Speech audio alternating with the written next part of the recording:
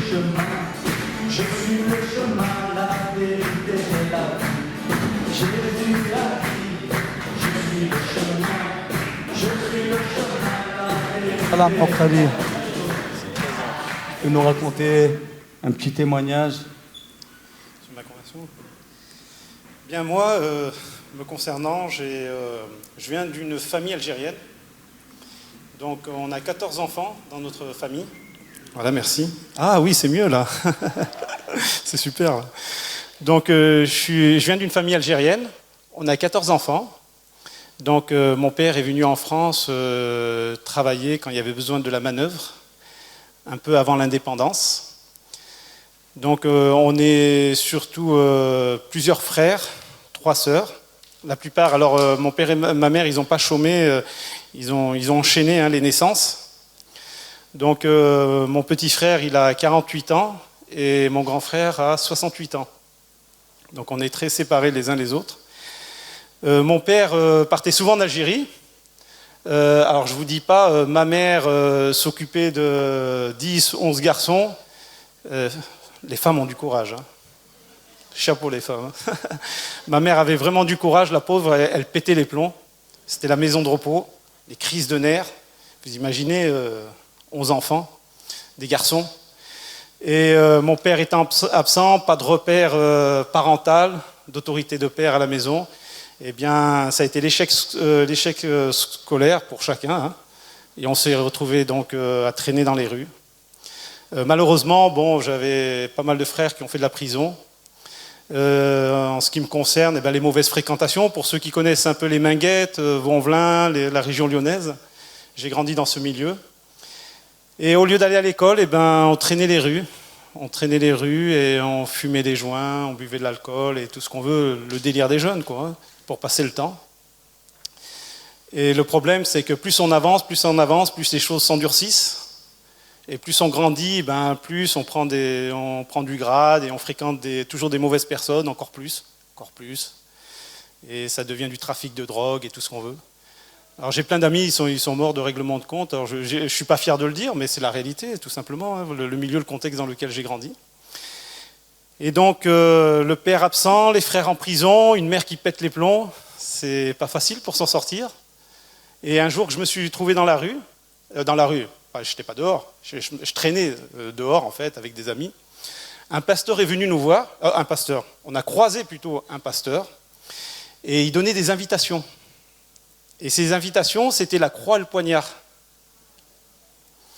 Et le seul qui s'est arrêté et qui a pris cette invitation, c'est moi en fait. Donc moi j'ai pris, et quand j'ai vu dans le prospectus une Bible et un poignard, vous savez, moi j'ai 51 ans, je suis de la génération de la deuxième génération, on traînait beaucoup avec des couteaux et des machins et tout ça. Alors du coup, dans un traité, voir une Bible et un poignard, je ne voyais pas le rapport en fait. Quel rapport entre une Bible et un poignard? Je trouvais que l'image était contradictoire en fait. Et le gars, je lui dis comme ça, je lui dis la croix et le poignard, mais qu'est-ce que ça veut dire? Et le pasteur en fait, et il me dit comme ça, il me dit, ben tu sais, c'est ce soir, il y a un film, il m'explique un pasteur qui aide des jeunes et tout ça, sortir et tout ça, du trafic de drogue et tout ça, évidemment, moi ça m'a interpellé. Hein. Donc je l'ai écouté, il a vu que j'étais intéressé. Mes copains ils m'ont dit allez, perds pas ton temps avec lui, c'est un Gouel, c'est un Français, perds pas ton temps et tout ça, avance. Je dis non, je vais prendre le temps de l'écouter, ça m'intéressait. Et il a commencé à me parler, j'ai pas trop compris ce qu'il m'a dit, parce que le gars il me prêche l'évangile, mais moi je comprends rien, moi de l'évangile, il me parle de la Bible et tout ça, je le trouvais sympathique et tout ça, en plus c'était surtout le tract qui m'avait interpellé moi. Comme quoi c'est pas anodin hein, un tract, hein. C'est pas anodin hein, quand on l'offre. Hein. Et pendant que je l'écoutais, je ne comprenais pas trop, et je pense qu'il a dû voir que je ne comprenais pas trop, certainement. Et il m'a dit, est-ce que tu veux que je prie pour toi? Parce qu'il a vu que j'étais attentif par rapport à ce qu'il a dit. Eh bien, vous savez, quand il a mis sa main sur mon épaule, et simplement quand il a mis sa main sur mon épaule, vous imaginez que mon propre père ne m'a jamais touché, en fait, ne m'a jamais mis à main. Il ne m'a jamais embrassé, mon fils, je t'aime, ni rien. Ça m'a fait drôle que cet homme, ce pasteur, mette sa main d'amitié sur mon épaule. J'insiste sur ça parce que ce geste, ça m'a bouleversé en fait, ce geste. Il l'a fait par amitié. Hein. Et je me disais, en plus, c'est un Français, moi je suis un Arabe, qu'est-ce qu'il met sa main là, je ne suis pas son pote et tout. Il met sa main là, et son amitié, ce geste symbolique, il a mis sa main, ça m'a touché en fait, il m'a ébranlé intérieurement. Il m'a vraiment ébranlé. Et il m'a dit, est-ce que je prie pour toi? Moi, dans ma tête, quand il a dit je prie pour moi, il m'a dit, j'ai compris, il m'a dit qu'il était chrétien, il m'a dit qu'il est pasteur, je ne sais même pas c'est quoi un pasteur, moi j'en sais rien. Il me dit qu'il est chrétien, et moi j'ai compris que pour moi un chrétien, c'est ce que j'ai vu à la télé, quoi, les églises catholiques, le pape, les messes, j'en sais rien, moi, la religion française, quoi. Et il me dit comme ça, il me dit, est-ce que tu veux que je prie pour toi? Et j'ai cru que dans ma tête, il allait prier dans sa religion. Et je lui dis, tu sais, une prière, ça peut faire que du bien. Il me dit, je vais prier maintenant pour toi. Et moi, j'ai paniqué quand il m'a dit, je vais prier maintenant pour toi, j'avais peur que mes copains me regardent. Et comme je connaissais tout le monde, j'ai dit, attends, comment tu vas prier pour moi? Je lui dis, qu'est-ce que tu fais là? Je lui dis, tu vas faire quoi là? Comment tu fais? Tu vas mettre une robe religieuse? Je ne sais pas ce que tu vas faire, tu vas... Je ne savais pas, moi, comment il prie pour moi, je ne savais pas. Alors ça me touchait et il me faisait paniquer, cet homme en même temps. Et il me dit comme ça, il me dit, non, je vais prier simplement pour toi, comme ça, à haute voix. Je lui dis, s'il te plaît, viens, on va dans un coin de rue, comme ça, personne ne nous voit et tout ça. Donc on s'est éloigné un peu, on s'est mis dans un petit coin, et il a prié pour moi, il a encore mis sa main sur son épaule. Et je me souviendrai toujours de cette prière, Seigneur, bénis Salah.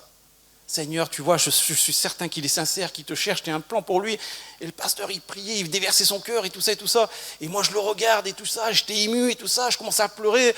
Et je ne voulais pas lui montrer, je suis un homme à l'âge, il ne pleure pas devant un autre homme. Et voilà, j'étais fier, j'essayais d'essuyer mes larmes et tout ça. Et après, il a levé sa tête et tout ça. Je suis resté pétrifié, mais en ayant la paix en même temps. Mais surpris. Et je l'ai regardé et je lui ai dit, mais Dieu, il était où quand tu as prié? Tu parles de ça là, comme ça, à Dieu et tout ça, tu parles de moi et tout ça, Dieu il était où? Moi il m'a mis de la crainte, moi, la vérité. Hein. Il m'a mis de la crainte, ce gars. J'ai cru que Dieu était présent, quoi. Comme Moïse, j'ai cru que Dieu descendait du ciel, quoi. Ça m'a impressionné, quoi. Ça m'a bouleversé, en fait. Et il a essayé de m'expliquer, j'ai rien compris. Hein. Bon, il a essayé de m'expliquer, j'ai rien compris. Après, le soir, il m'a dit, si tu veux venir à la réunion. Donc, le soir, la réunion, elle était à 20h30. Et j'avais mis le tract dans ma poche. Le soir, regardez comment le Seigneur, il a son plan. Le soir, j'arrive, nous, nos soirées, c'était pas les soirées de maintenant. Hein. Nous, les soirées, on allait dans un coin, on mettait plein d'alcool, du shit, Bob Marley, Alpha Blondie à l'époque, dans les années 80. Et on se défonçait. Et celui qui tenait celui qui tenait debout, c'était lui le caïd. En fait, des stupidités de gamins, quoi. Bon, c'était notre type de soirée. J'arrive là-bas et tout ça. Pareil avec mes amis, nos soirées, nos délires et tout ça. Quand Dieu met sa main sur quelqu'un, il bouleverse sa vie. Il bouleverse sa vie. Mais il la bouleverse dans tous les sens du terme.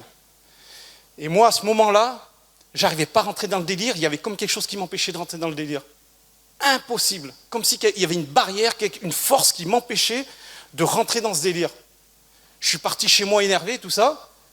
Je comprenais pas, je tournais en rond. Je dis, mais qu'est-ce qui se passe? Je suis pas bien et tout ça, tout ça. Et je me rappelle du traité, je vois l'heure, 8h30 à l'église, évangélique, tel endroit, et je cours. Et je dis à mon copain Ahmed, je ne voulais pas y aller tout seul, je dis, on ne sait jamais, c'est une embrouille, on y va à 2 ou 3, donc on part là-bas. J'ai dit, on part là-bas et tout ça, donc on part là-bas, et Ahmed et Morad qui m'ont accompagné, ils sont chrétiens aujourd'hui. Ils ont donné leur vie au Seigneur, et donc... par la grâce de Dieu, ils ont été touchés par le Seigneur. Je suis arrivé là-bas, on a vu le film. À l'époque, c'était les magnétoscopes, les télés, vous savez, dans les années 80, hein, on n'était pas encore sur Internet. Et donc, on voit le film, La Croix et le Poignard. La seule séquence qui m'a touché dans ce film, vous connaissez le film, hein, la seule séquence qui m'a touché, c'est quand l'autre, il a voulu tuer le pasteur. Il lui dit, si tu me découpes en plusieurs morceaux, chaque morceau diront que je t'aime de l'amour de Christ. Ça m'a tué, ça. Ça a transpercé mon cœur. Et le pasteur, il est venu vers moi, il m'a dit, ça t'a touché le film? Et moi, je lui dis, c'est impossible, comment l'autre, il le coupe en morceaux, il lui dit, je t'aime, et tout ça, et tout ça. Moi, je lui dis, quelqu'un veut me couper, moi, je me défends, et tout ça. Mais cet amour, ça m'a impressionné. Et je voyais à travers ce film, cet amour, je voyais l'amour du pasteur qui m'avait parlé. Et il a vu que j'étais touché. Et le gars, il m'a serré fort dans ses bras, le pasteur, et je l'ai bousculé comme ça. Ça se fait pas dans notre culture, un homme qui nous sert, vous savez. Donc, je lui dis, recule un peu, tu sais, j'étais gêné. Mais ça m'a touché, cet homme, il me touchait, cet homme. Je sentais qu'il était sincère et tout ça. Et un jour, il m'a proposé d'aller dans une rencontre de chrétiens. Il y avait plein de Français, j'étais le seul maghrébin. J'étais gêné. Ça me faisait drôle. J'étais dans les années 80, je vous parle pas. J'étais gêné, quoi. Et moi, j'étais décité. Moi, je savais pas. Je me disais, ça là, comporte-toi bien quand tu vas manger, tout ça, quand tu vas t'asseoir. J'observais comment ils se comportent, assis. C'est parce que moi, j'étais un peu sauvage, quoi. Donc, du coup, j'étais gêné, tout ça et tout ça. Et je vois les chrétiennes, elles me font la bise. Et moi, j'ai pas l'habitude qu'une fille me fasse la bise. Donc, je tremblais des genoux, je rougissais et tout ça. Et nous, on n'a pas l'habitude. Entre hommes, on traîne entre hommes, on traîne pas avec les femmes et tout ça. Et je voyais que tout le monde était gentil, les femmes, les parents, les chrétiens. J'ai dit, c'est trop, il y a trop d'amour ici. Les gens sont trop gentils, quoi. Ils sont trop gentils. Et ça m'a touché, ça commence. Dieu était en train de pétrir mon cœur dur. Par cet amour des chrétiens. Il était en train de le pétrir, mon cœur. Et quand le pasteur a parlé de la prédication, je me souviendrai toujours, il parlait des chiffres symboliques de la Bible. Chiffre 3, la Trinité, chiffre 7, alors ça voltigeait au-dessus de ma tête, je ne comprenais rien et tout ça. C'était la prédication, j'ai rien compris. Et le pasteur, à un moment donné, heureusement qu'il était sensible au Saint-Esprit. C'est important d'être sensible par l'Esprit. Et à un moment donné, il dira, il faut que j'arrête ma prédication, le Seigneur me pousse à faire un appel. Donc il a demandé à tout le monde de se courber. Donc moi j'ai vu que tout le monde s'est courbé comme ça dans l'auditoire, il y avait quand même 300 personnes. Hein. C'était dans un camp, dans un terrain et tout ça. J'ai vu que tout le monde s'est courbé, moi je me suis courbé comme eux. Et il a dit, toi qui es là, aujourd'hui c'est le jour du salut pour toi. Dieu a tracé chaque étape pour que tu sois là, parce que c'est le jour du salut pour toi. Vous savez, quand il a parlé comme ça, j'avais l'impression que c'était le ciel ouvert, c'était Dieu qui me parlait. Je ne voyais même plus les hommes, je ne voyais plus l'auditoire, je ne voyais plus rien. On aurait dit que c'était Dieu lui-même qui me parlait. J'ai été saisi de crainte, une sainte crainte dans ma vie, et j'ai senti que c'était Dieu qui me parlait, mon cœur, il commençait à battre mon cœur. Et à un moment donné, il dit, si tu es là, fais un signe, lève la main. Il insistait, et moi je vais vous étonner, mes amis, vous savez quoi, moi on ne m'a pas appris, moi, de lever la main, comme ça, les trucs comme ça, j'en sais rien, moi. Et il disait, lève la main, fais-toi, est-ce que tu es là, si Dieu t'a parlé, est-ce que tu es là? Et bien vous savez quoi, la puissance de Dieu m'a saisi, et j'ai fait ça. Ça a été plus fort que moi, j'ai levé ma main et j'ai fait ça. Et le pasteur, il s'excite derrière le pupitre, alléluia, alléluia, avance, il me dit avance et tout ça. Et moi, je ne voulais pas avancer, ça me faisait bizarre d'avancer comme ça, il voulait prier pour moi et tout ça. Il m'a dit, viens, avance. Et quelqu'un m'a tapoté dans l'épaule, il m'a dit, lève-toi, avance. La parole, elle était pour toi, avance. Donc j'ai avancé. Je suis arrivé devant le pasteur, pareil, il m'a entouré, j'étais un peu gêné qu'il m'entoure, j'ai essayé de le pousser et tout ça. Mais il m'a entouré d'affection, le gars et tout ça. Et il me dit, est-ce que tu es prêt à répéter ce que je vais te dire? Alors moi, je fais comme ça, de la tête. Il dit, tu vas répéter comme moi. Quand je vais te dire quelque chose, tu vas répéter ça. Est-ce que Jésus est mort pour tes péchés? Tu dis oui, Jésus est mort pour mes péchés. Alors il dit Jésus est mort pour tes péchés. Je dis oui, Jésus est mort. Et je répète ce qu'il me dit à chaque fois. Et à chaque fois, je l'accepte comme sauveur, je répète ce qu'il me dit, tout ça. Mais à chaque fois que je répétais, ça pénétrait dans mon cœur. Et ça touchait mon cœur. C'est comme si cette confession venait s'installer dans mon âme. Que le Christ est mort pour mes péchés. Et qu'il est ressuscité d'entre les morts pour moi. Et quand, après avoir fait cette confession, j'étais plus le même homme. Je me suis retourné, il m'a dit, assis-toi dans ta place. Ce pasteur a repris sa prédication, normal, son enseignement. Et j'étais assis, je l'écoutais, je comprenais toujours rien ce qu'il disait et tout ça. Et c'était en plein été, c'était en plein mois d'août. C'était dans un grand chapiteau. Et je voyais que la toile de la tente, elle vibrait comme ça. Comme s'il y avait du vent, mais c'était en plein mois d'août. Je me suis dit, c'est peut-être un enfant, un chien qui joue derrière, j'en sais rien. Alors je regarde, j'étais tout au fond de la tente, la toile, je regarde, personne. Je ne fais pas attention, j'écoute et tout ça. La toile, elle vibre toujours à côté de moi comme ça. Je regarde encore une dernière fois, personne, ça, je ne comprends pas, c'est pas normal et tout ça. Et je lève la tête d'un seul coup et je sens le souffle de Dieu rentrer en moi. Et je me mets à parler des nouvelles langues. Saisi par l'esprit, je me mets à parler de nouvelles langues. Et d'un seul coup, je ne suis plus la même personne. Je suis plus la même personne. Après cette rencontre, je suis rentré chez moi. J'ai été voir tous les voyous, les amis et tout ça. J'ai rendu la drogue, j'ai tout rendu. J'ai demandé pardon. Il y en a un, il m'a dit, mais qu'est-ce qui t'arrive? T'es shooté, qu'est-ce qui t'arrive et tout ça. Et je lui dis non. Je lui dis, j'ai rencontré Jésus. Jésus m'a donné la paix. J'ai plus besoin de tout ça. Je lui dis, j'ai tout rendu. J'ai demandé pardon à des gens que j'avais fait du mal. Il y en a un, quand je suis arrivé à lui, il a cru que j'allais le frapper. Je lui dis non. Je lui dis, viens, je te demande pardon. Je lui dis, Jésus a changé ma vie. Je ne suis plus le même. Et je ne l'ai plus quitté depuis 35 ans.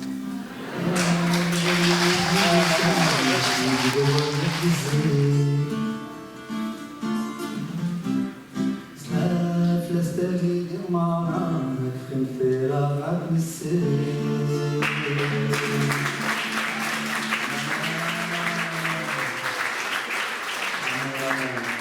Je vais partager un peu mon témoignage, mais je suis timide. En fait, je l'étais. J'étais timide. Même moi, je me reconnais pas. En fait, vous avez, comme le Beaujolais, c'est pas le Beaujolais, le vin de, je vais dire de Montpellier, de Bordeaux. Voilà, le vin nouveau et le vin, enfin, vin ancien, vin nouveau. Il y a aussi le nouveau. À l'âge de 17 ans, donc moi, je suis de Roubaix. Je suis né à Roubaix, famille de 8 enfants. Donc, mes parents sont venus donc de Kabylie pour travailler dans les années 58. Et donc, à l'âge de 17 ans, déjà, à 14 ans, je me rappelle, j'avais fait une fugue. En fait, je voulais partir à Paris, parce qu'on partait à Paris. On ne savait pas pourquoi, mais on voulait partir à Paris. Et je dis, je vais partir à Paris. J'ai fait du stop et j'ai été pris. Mais le gars, il m'a ramené directement au commissariat de police. Après, mes parents, ils sont venus, ça va, ils m'ont pas corrigé. Bah, c'est des petits souvenirs comme ça, des petites anecdotes. Ce qui fait que vers l'âge de 17 ans, j'étais pas bien, je trouvais pas ma voix, je sais pas, comme vous dites, crise d'ado. Nous, chez nous, au bled, il n'y a pas de crise d'ado, il y a tellement de problèmes différents que la crise d'ado, elle passe derrière. Donc, il y avait un café-bar chrétien dans les années 50. Non, on dirait pas, hein, je vous dirais pas mon âge. Et donc, non, j'ai 55 ans, je sais que je le fais pas, mais bon. Et donc, comment dirais-je, j'avais un café-bar chrétien et c'était du temps on évangélisait.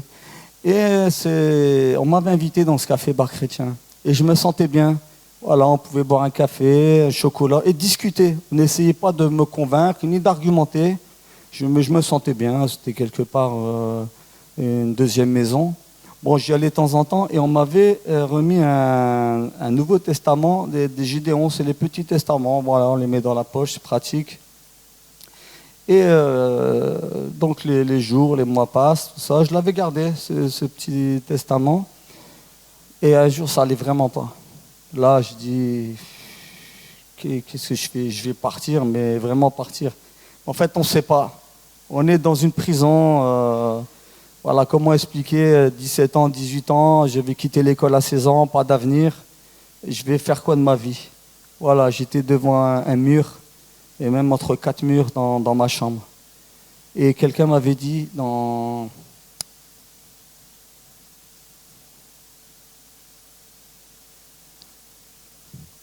fait, j'y pensais. C'est l'émotion.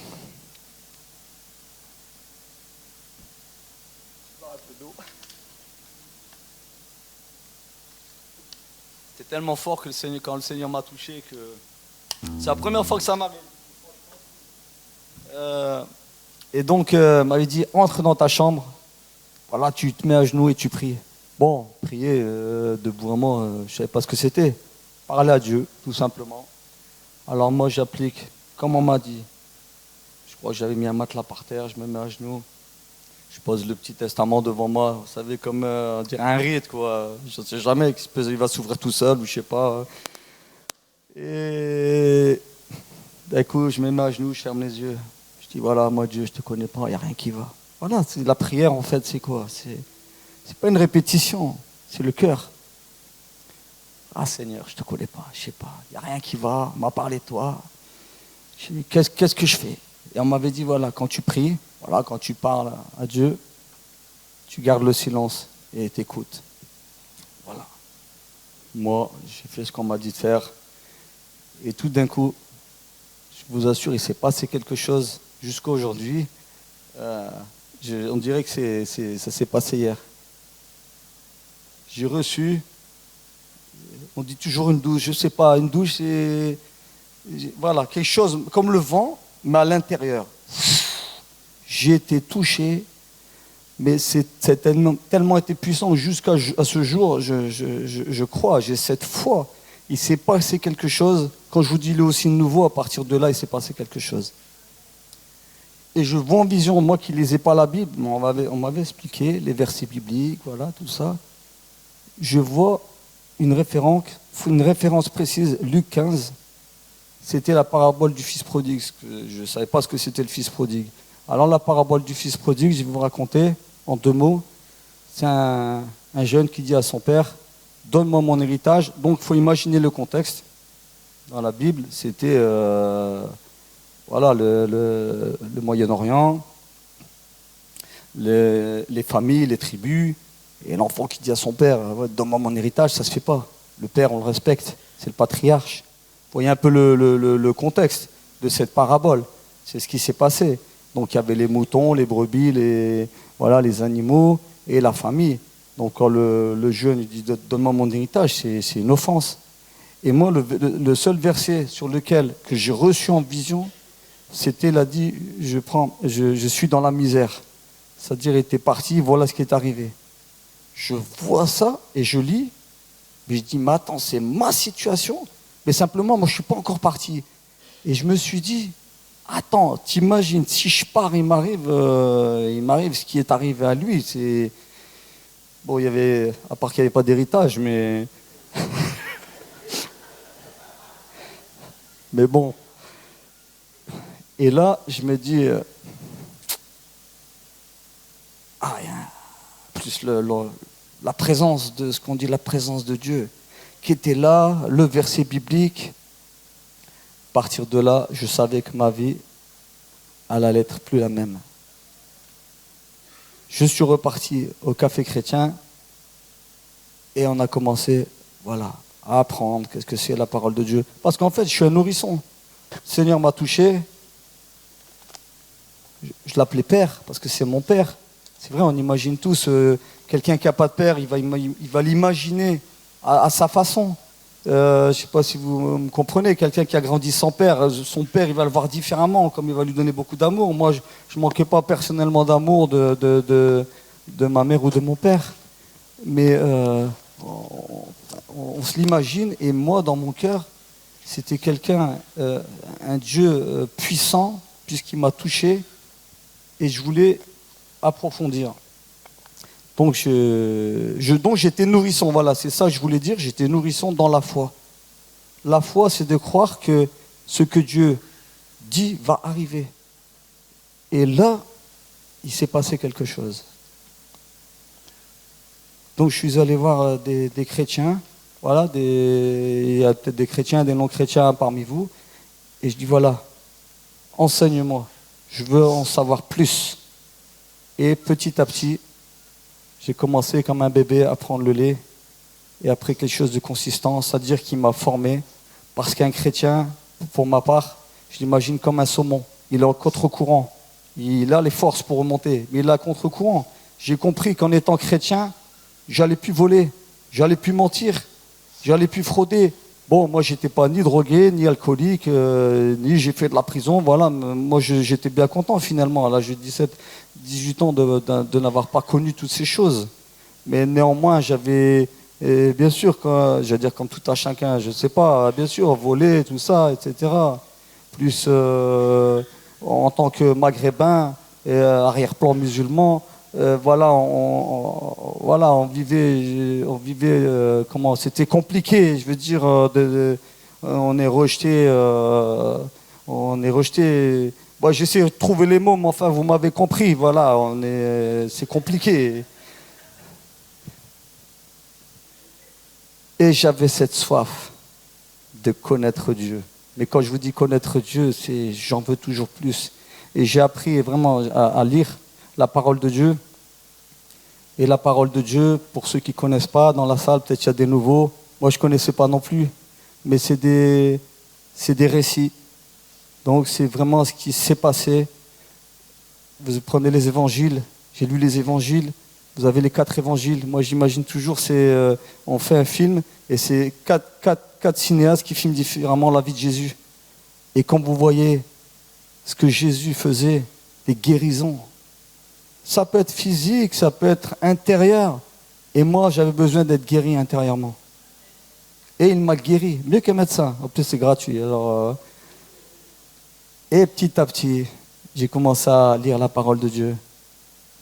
La parole de Dieu, les Écritures. Et à connaître ce qui m'avait ce qui avait coulé en moi, ce qu'on appelle le Saint-Esprit.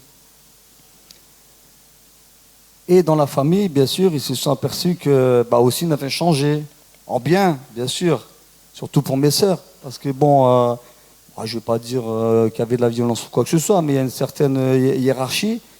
Et mon père, un jour, il m'a dit, voilà, je préfère te voir à l'église que traîner les rues. Bon, voilà, c'était sa philosophie. Et il m'a laissé grandir dans ma foi. Et moi, je priais pour mes frères, pour mes sœurs, tous les jours. Et petit à petit, il y avait déjà ma sœur qui était chrétienne, elle a vécu difficilement sa foi à la maison, mais elle a tenu bon. D'ailleurs, c'est elle qui m'avait ramené au café chrétien. Après, il y a mes frères, mes sœurs qui se sont convertis, mes cousins, mes oncles, il y en a qui sont pasteurs. Voilà, c'est la tribu d'Abraham. Bon, je ne suis pas le patriarche. Hein. Et c'est une joie pour moi de partager ce témoignage avec vous. Après, j'ai commencé à apprendre à jouer de la guitare, à chanter, à partager cette joie. Parce que la joie qu'elle est dans mon cœur, l'amour que Dieu a mis dans mon cœur, je ne le garde pas pour moi. Je le partage. Et j'espère vous partager un peu, que vous ressentez un peu de cet amour. Moi personnellement, j'aime Dieu, mais de tout mon cœur, quoi. Et comme j'ai une bonne nouvelle, c'est vrai, vous attendez une bonne nouvelle, vous recevez une bonne nouvelle dans la boîte aux lettres. Quand c'est des factures, voilà, c'est toujours les enveloppes. Quand elles sont bleues ou rouges, c'est toujours des lettres recommandées. Mais là, c'est toujours une bonne nouvelle. Une bonne nouvelle. Et cette bonne nouvelle, elle est venue dans ma vie. Et je vous la partage. Et même si toi, aujourd'hui, tu es venu pour la première fois, peut-être même la deuxième, peut-être la 10e, parce que c'est possible que tu hésites encore. Tu dis, mais attends, où je suis tombé, qu'est-ce qui se passe? Attends, il a vécu ça, et moi, je suis dans la misère, je ne sais pas comment faire. Mais moi, je peux te dire, c'est possible. Amen. C'est possible. Amen. Comme disait Yes We Can, c'est ça. Yes We Can. Ça veut dire quoi déjà? Je ne me rappelle plus. En tout cas, c'est possible. Et vraiment, je vous laisse dans votre cœur. Si vous rentrez chez vous, peut-être vous serez dans les larmes.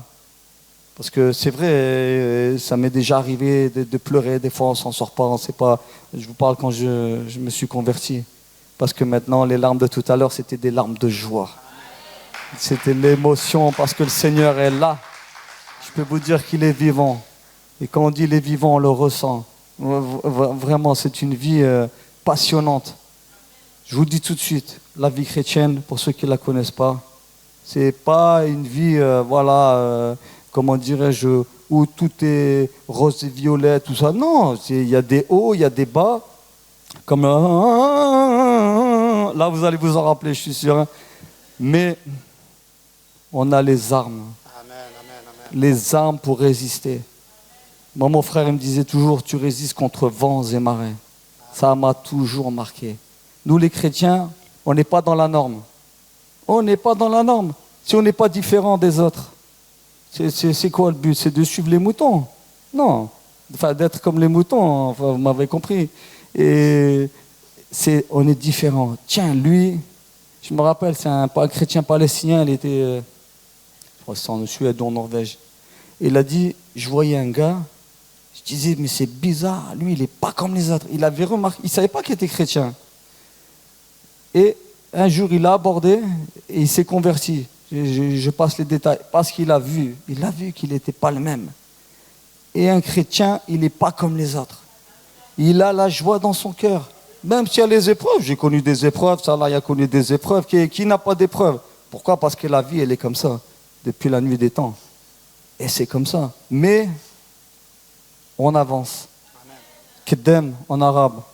Et Kedem aussi en hébreu. Ça veut dire on avance. On avance. Et on est plus fort quand on avance tous ensemble. Il y a un proverbe africain qui dit « Quand tu es tout seul, tu vas plus vite, mais quand tu es plusieurs, tu vas plus loin. » Amen. Vous savez, alors on est cet après-midi avec vous.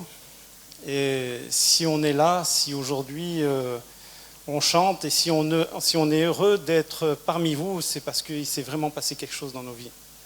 Vous avez pu l'entendre dans nos témoignages. Et nous avons réalisé que nous avons fait une rencontre avec Dieu. Non pas une religion, non pas une rencontre quelconque, mais on a fait une rencontre avec Dieu. Et c'est ce qui a bouleversé notre vie. Connaître Dieu, ce n'est pas une pratique extérieure, ce n'est pas quelque chose d'abstrait, mais c'est le connaître, lui, le seul Dieu vivant et vrai. Et c'est ce qu'on a réalisé lorsque on nous a prêché l'Évangile. Ce n'est pas une religion chrétienne qu'on nous a prêché. Non, on nous a révélé qui est le Messie, le Sauveur du monde, celui qui est venu pour nous sauver, nous qui étions perdus. Et voyez-vous, ce n'est pas des mots qui suffisent. Hein. Il faut que la main de Dieu intervienne. Dieu est vivant. Dieu est vivant, mes amis. Dieu, c'est pas qu'un mot. C'est quelqu'un qui fait, c'est une personne divine qui fait irruption dans notre vie. Sa vie vient nous bouleverser, elle vient nous changer, nous transformer. Ce qu'il a fait dans ma vie, aucun homme n'aurait pu le faire. Aucun homme n'aurait pu le faire. Dans le passé, j'ai des psychiatres, ils ont essayé de me donner des cachets, ça ne servait à rien. Des psychologues, on m'a envoyé dans des marabouts. On a voulu m'envoyer dans un établissement de discipline pendant 5 ans, ça ne servait à rien. Enfermé. Mon frère en prison pendant 15 ans. Et aujourd'hui, il a donné sa vie au Seigneur. Sa vie, du jour au matin, elle a été changée. Du jour au lendemain matin, elle a été changée, sa vie. Et aujourd'hui, il marche avec le Seigneur. Ça, c'est un miracle. Il n'y a que Dieu qui peut faire ça. Vous savez, quand on vit ces choses, quand on vit cela, et quand on fait cette rencontre personnelle, on ne peut pas changer de vie, c'est impossible. On ne peut pas reculer en arrière. On sait d'où on vient, on sait en qui nous avons cru. Il a les paroles de la vie éternelle. Et on sait où on va. Car Dieu a tant aimé le monde qu'il a donné son Fils unique afin que quiconque croit en lui ne périsse point, mais qu'il ait la vie éternelle. Amen, amen. Seigneur, merci pour ce salut.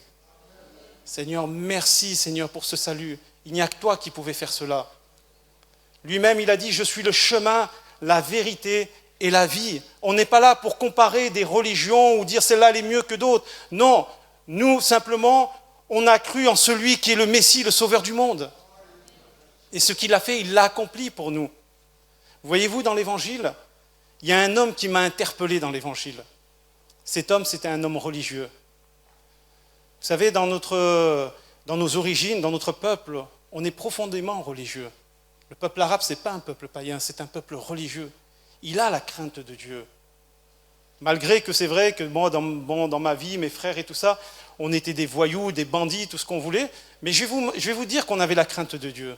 Un jour, on était avec des amis, on voulait voler une voiture, braquer une banque, et on a vu qu'il y avait le carton handicap. On n'a pas osé toucher la voiture. Avec mes amis, on n'a pas osé toucher la voiture. On a dit, on ne peut pas toucher la voiture d'un handicapé. On avait la crainte de Dieu. On s'est dit, Dieu va nous maudire si on touche la voiture d'un handicapé. On ne peut pas. Ben oui, ça fait partie au plus profond de nous, une certaine crainte. Mais ce n'est pas parce qu'on a la crainte qu'on connaît Dieu. Je ne connaissais pas Dieu, j'avais la crainte, voire la peur, mais je ne connaissais pas Dieu. Et voyez-vous, cet homme qui nous est parlé dans l'Évangile, qui s'appelle Nicodème, il est un peu comme ça lui aussi. C'est un homme qui était profondément ancré dans la religion, dans toutes sortes de pratiques rigoureuses. Il faisait partie de ces chefs religieux, nous dit l'Évangile, chef de la nation. C'était un représentant religieux, c'était un modèle, c'était un exemple qu'il devait donner. C'est quelqu'un qui pratiquait rigoureusement la loi, la tradition. Et cependant, cet homme, il va venir voir Jésus la nuit. Pourquoi il a été voir Jésus la nuit? Alors il a été la nuit, évidemment, le qu'en dira-t-on? Ses compatriotes, devant ses compatriotes, il va dire, oulala, il ne faut pas qu'ils me voient en train de voir Jésus. Donc il a été la nuit pour que personne ne le voie. Parce que si ses compatriotes l'avaient vu, ils auraient dit, mais pourquoi tu vas vers lui? Nous, on le rejette. Il ne fait pas partie de notre tradition. Nous ne croyons pas en ce qu'il dit. Et pourtant, tu vas vers lui. Il a été vers Jésus parce que Nicodème savait qu'il lui manquait quelque chose. Il savait qu'il lui manquait quelque chose. Sa vie religieuse, elle n'était que pratique, extérieure, sans que sa vie soit transformée intérieurement. C'est pour ça que Blaise Pascal disait qu'il y a dans le cœur de l'homme un vide. Et ce vide a la forme de Dieu. Dieu est vivant, et s'il est vivant, il va se manifester. Dieu va se manifester. Et c'est ce que Nicodème avait besoin. Il avait besoin plus d'une religion ou d'une connaissance sur Dieu avec des mots. Il s'est rendu compte que Jésus avait quelque chose que lui-même n'avait pas. Et lorsqu'il va voir Jésus, Jésus va lui dire une parole surprenante. Alors c'est vrai que quand un religieux vient vers nous, on aurait tendance à vouloir débattre. Ah oui, tu sais, moi j'ai raison, hein. Ah non, c'est pas ça, c'est moi qui ai plutôt raison et tout ça. La vérité, c'est moi qui la connais. Ah non, c'est moi qui connais la vérité, toi tu es dans l'erreur et tout ça. Voilà, des débats stériles qui ne servent à rien. Non. Jésus, il va simplement, qu'est-ce qu'il va lui dire? Il va lui dire, Nicodème, en vérité, je te le dis, à moins de naître d'en haut, nul ne peut voir le royaume de Dieu. Le royaume de Dieu, c'est le règne de Dieu. C'est là où Dieu est, c'est là où Dieu se manifeste. C'est sa présence. C'est là où sa domination demeure. C'est là où il règne sur son trône, son royaume. Ce n'est pas quelque chose inaccessible, lointain, ou une idéologie, que sais-je. Non, c'est une réalité. Dieu, lorsqu'il se manifeste, c'est son royaume qui se manifeste. C'est son règne. Il vient dans toute sa domination, dans notre vie. Il reprend son droit de créateur. Il reprend toute chose entre ses mains. C'est lui le créateur, nous ne sommes que des créatures. C'est lui qui nous a mis au monde. C'est lui qui a tout créé, les cieux, la terre, l'univers. Tout ce qui a souffle de vie, c'est Dieu qui l'a créé. Il reprend son droit de Dieu. Celui qui est l'auteur, la source de la vie. Et quand il fait éruption dans notre vie, il reprend son droit sur nous. Il reprend la vie en nous. C'est ça que Nicodème, il lui manquait. Et c'est ça que Jésus, quand il lui dit, il faut que tu naisses d'en haut. C'est comme si indirectement, Jésus lui dit, tu sais Nicodème, je ne te reproche pas toute ta pratique. Est-ce qu'il lui fait des reproches dans sa pratique? Non, il ne lui reproche pas. Il lui dit simplement, il te manque la réalité des choses. Il te manque la réalité des choses. Et la réalité des choses s'entend Dieu, et elle ne se trouve pas dans des pratiques humaines. Elle se rencontre par une révélation. Par l'action du Saint-Esprit. Parce que Jésus, il va parler de nouvelle naissance. Il dira, à moins de naître de nouveau, de naître d'en haut. Il faut que notre vie, c'est quelque chose qui vient d'en haut, qui surgit d'en haut, qui vient faire éruption dans notre vie sur terre. Quelque chose de divin, quelque chose qui ne soit pas humain. Quelque chose qui a la puissance de transformer ce que l'homme ne peut pas transformer. Ce que moi-même, je ne peux pas transformer. C'est quelque chose qui vient d'en haut, de la puissance de Dieu. Et cette visitation de Dieu fait que notre vie sont bouleversées. Vous l'avez entendu, mon témoignage. Vous l'avez entendu, c'est pas humain. Et si aujourd'hui je suis encore debout, je me mets à parler, qui aurait pensé que 35 ans avant, je me mettrais à prêcher l'évangile et à vous parler de Dieu? J'étais timide, je n'osais même pas parler, je n'étais pas à l'aise devant un auditoire. Mais vous savez, si je parle, c'est parce que je veux témoigner de ce que j'ai vu et entendu. Et je n'ai pas honte de l'évangile. Et je n'ai pas honte de le dire au monde. Il y a qui doit l'entendre? Ce que j'ai vu, ce que j'ai entendu, personne ne peut me l'enlever. Personne ne peut le discréditer dans ma vie. C'est la réalité de ce qui s'est passé dans ma vie. Je ne peux dire que ce que j'ai vu, ce qui s'est passé. Et ça, c'est la vérité, c'est la réalité. Et c'est ce que Jésus va montrer à cet homme religieux. Cet homme, il a vu Jésus, et s'il est venu vers Jésus, c'est parce qu'il a vu tous les miracles qu'il a accomplis. C'est pas rien de ressusciter les morts, hein. C'est pas rien de chasser les démons, hein. C'est pas rien de guérir les malades. Ma mère qui avait 69 ans, qui devait mourir du cancer, On a prié pour elle. Aujourd'hui, elle a 88 ans, elle a donné sa vie au Seigneur. Elle a donné sa vie au Seigneur. C'est le miracle de Dieu. C'est ça le royaume de Dieu. La visitation de Dieu qui se démontre par le miracle, par le surnaturel. Rien ne peut l'arrêter. Rien ne peut limiter la puissance de Dieu. Et c'est ce que Nicodème a vu à travers Jésus. Tous ces miracles, ces résurrections d'entre les morts, les démons qui étaient chassés, les malades qui étaient guéris, les aveugles, les yeux s'ouvraient, les sourds entendaient. Rien ne s'est jamais passé parmi ce peuple. Oui, c'est ce que Nicodème a remarqué. Et vous savez ce qu'il va dire à Jésus? Il va dire, personne ne peut faire ces miracles que tu fais si Dieu n'est avec lui. Si Dieu n'est avec lui. Voilà le royaume de Dieu, voilà la manifestation de Dieu. Lorsque Dieu se manifeste, lorsque Dieu est en action, vous croyez que ça passe inaperçu? Vous croyez que ça passe inaperçu? Ça ne passe pas inaperçu. Écoute, mon ami dans cette salle, je ne sais pas si tu connais le Seigneur. Je ne suis pas là, moi, pour te vendre quelque chose ou essayer de te convaincre de quoi que ce soit. Je te dis simplement que ce qu'il a fait pour moi, il le fait pour toi. Simplement. Ce qu'il a fait pour moi, il peut le faire pour toi. Je ne suis pas en train de mettre en avant une religion meilleure qu'une autre religion. Je te dis simplement ce que Dieu a fait pour moi, il peut le faire pour toi. Et au-delà de ce que tu peux penser. Au-delà de ce que tu peux penser. C'est ce qui fait que Nicodème, cet homme religieux, qui pourtant, on ne peut pas dire qu'il n'était pas pratiquant, hein, il était profondément pratiquant. Hein. On n'a jamais rien reproché à cet homme, hein, vous savez, ils étaient très rigoureux dans leur pratique. Hein. Mais il n'y avait pas la vie. Il lui manquait, il y avait ce vide, ce creux en lui. Voilà qu'est-ce qui fait que cette rencontre de cet homme religieux a bouleversé sa vie lorsqu'il a rencontré Jésus. Et à un moment donné, cet homme, savant, théologien, versé dans les Écritures et dans la tradition, qui a étudié toute sa vie. Vous savez, ces hommes, c'était des érudits. Hein. C'était des érudits. Hein. Et cependant, quand Jésus il va lui dire « il faut que tu naisses d'en haut », qu'est-ce qu'il va dire?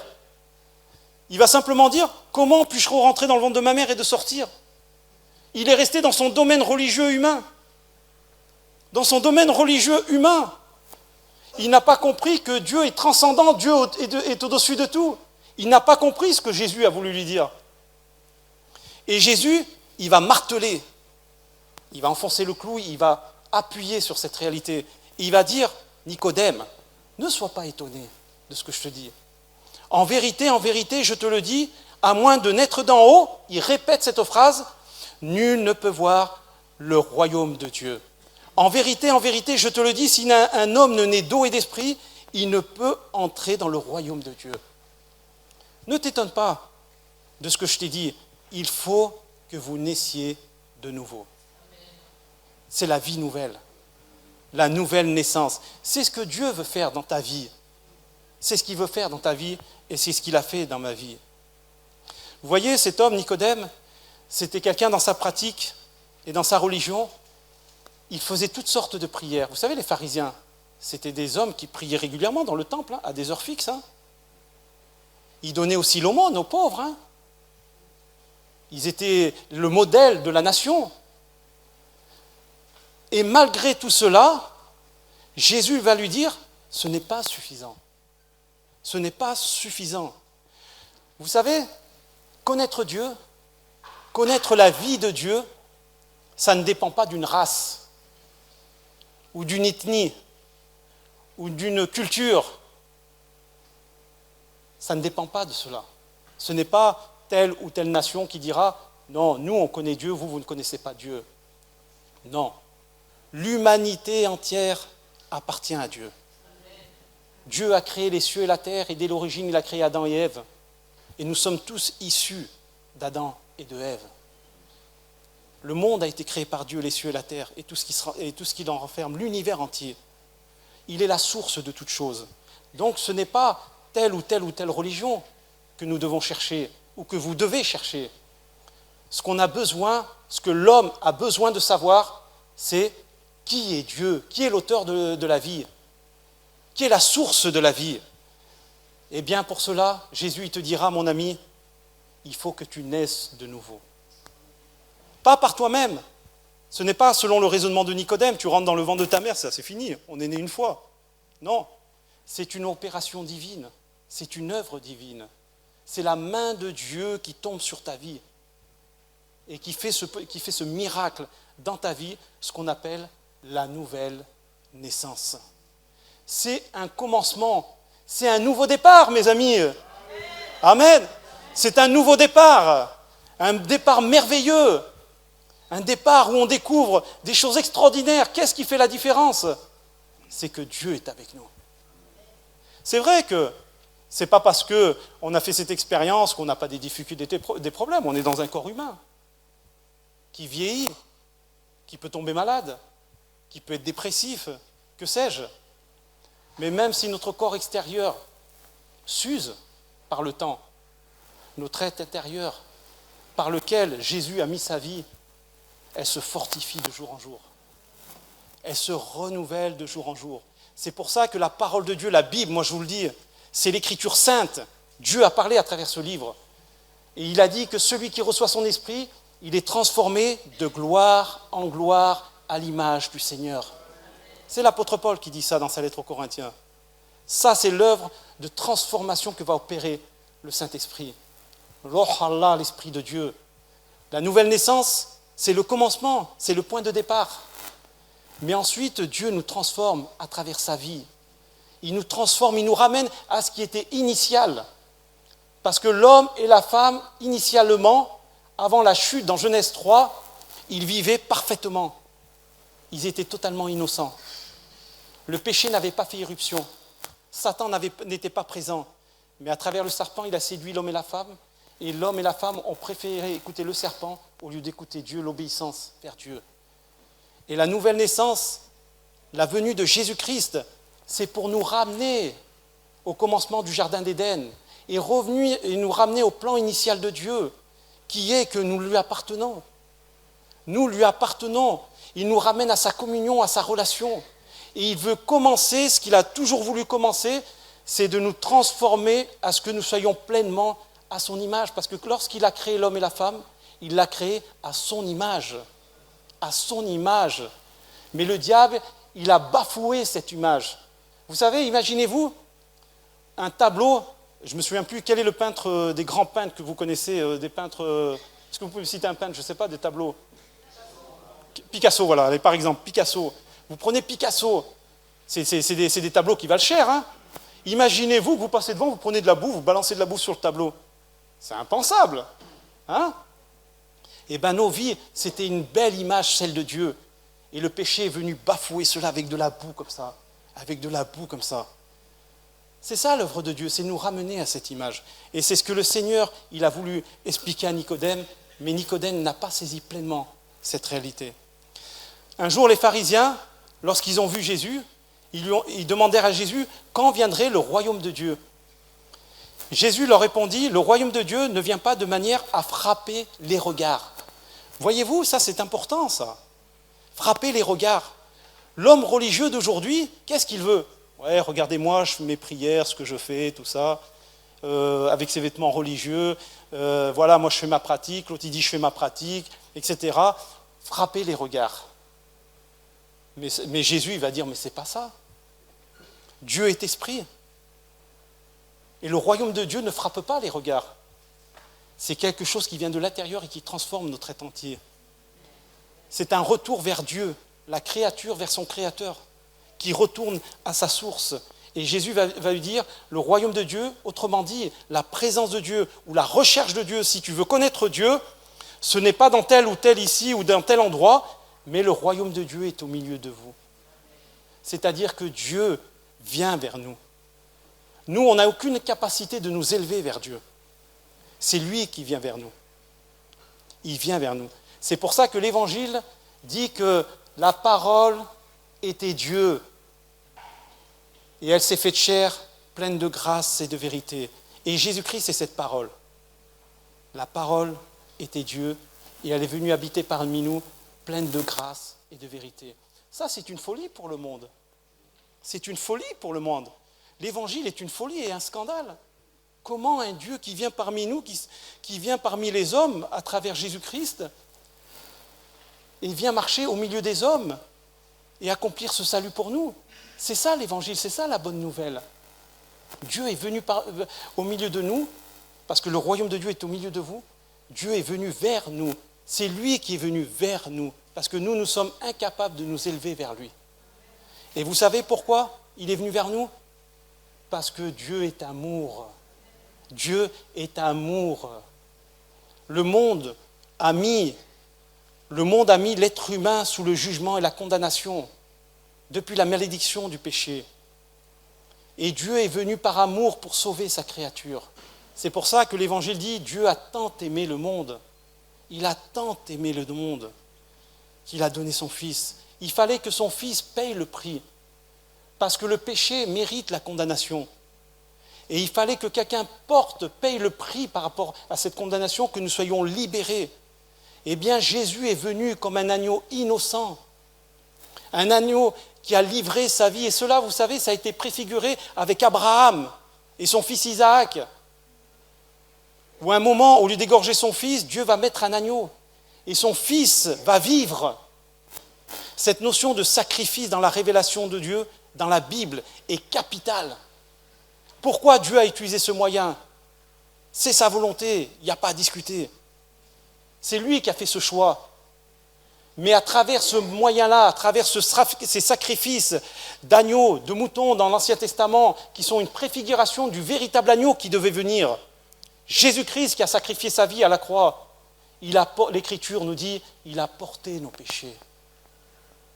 Il les a portés et il nous a purifiés de tous nos péchés, il nous a libérés de toute condamnation. C'est pour cela qu'il est dit, il n'y a plus de condamnation pour ceux qui sont en Jésus-Christ.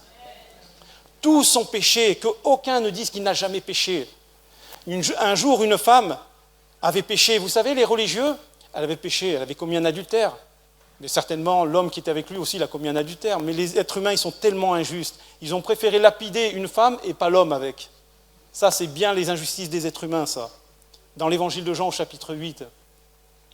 Et Jésus, il dira à toute cette foule enragée qui voulait lapider cette femme, que celui qui n'a jamais péché jette la première pierre. Toi qui es là, tu penses que peut-être tu n'as pas péché. Peut-être tu penses que tu n'es pas pécheur. Ou peut-être tu te penses meilleur que les autres parce que tu te penses religieux. Mais qui n'a jamais péché? Personne n'a jamais menti. Personne n'a jamais volé. Personne n'a jamais fait quelque chose qui est contraire à la volonté de Dieu. L'Écriture dit que nous sommes tous pécheurs et nous sommes privés de la gloire de Dieu. Même si cela nous dépasse, eh bien c'est une réalité. Le fait de prendre conscience de cela, le fait d'accepter Jésus-Christ comme son sauveur, le fait qu'il a pris nos péchés à la croix, et le fait que nous l'acceptons comme Seigneur et comme Sauveur et que nous donnons notre vie, eh bien, il enlève ce poids du péché qui est en nous. Et il nous libère de ce péché, afin que nous ayons la vie éternelle. Mon ami, si tu ne connais pas le Seigneur, moi je t'invite, accepte le Seigneur. Accepte le Seigneur, il changera ta vie. Non seulement il changera ta vie ici-bas sur cette terre, mais c'est qu'en plus de ça, il t'accordera la vie éternelle. Tu auras l'espérance de la vie éternelle. Parce qu'il a mis en nous la pensée de l'éternité. Vous savez, il faut tous passer par la mort. Moi, j'en ai vu des morts dans ma vie. Et je vous garantis que j'en ai vu des morts. Mourir devant moi. Vous ne pouvez pas savoir la terreur qu'il y a dans leurs yeux. La terreur quand il faut basculer dans l'éternité. Parce que c'est quelque chose de terrifiant, l'éternité. Et celui qui va mourir et qui va partir, il se dit, j'ai vécu pendant un laps de temps sur cette terre, je vais disparaître. Vous savez, vous ne trouvez pas que c'est bizarre que quand quelqu'un meurt, il est mort, les gens pleurent, c'est normal, on pleure, c'est normal, ça nous touche, ça nous affecte, surtout si c'est un proche. Mais après, les jours, quand ils avancent, on a l'impression qu'il n'a jamais existé. Il est dans le souvenir, en fait. C'est bizarre, il est dans le souvenir. Mais vous croyez que la vie, c'est simplement un laps de temps? Je sors du ventre de ma mère, je suis né, et je meurs à 60 ans, 70 ans, si je vis encore jusqu'à 70 ans, je ne sais pas. Et après, voilà, Il n'y a plus rien, ça là n'a plus existé, il n'a jamais existé dans la mémoire, dans le passé, dans quoi que ce soit. Non.